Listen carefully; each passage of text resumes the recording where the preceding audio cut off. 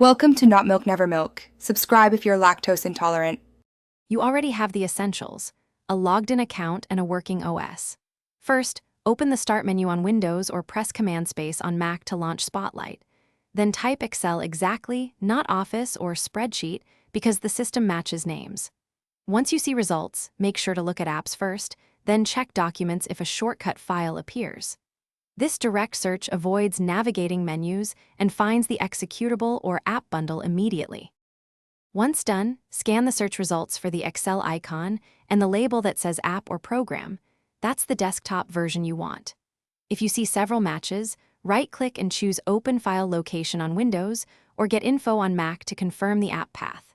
Make sure not to pick a web shortcut or template result.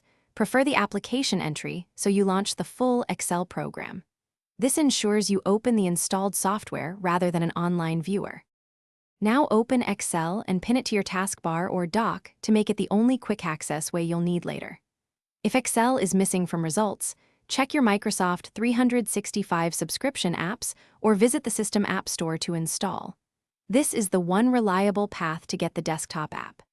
If the app fails to open, run an Office repair or reinstall.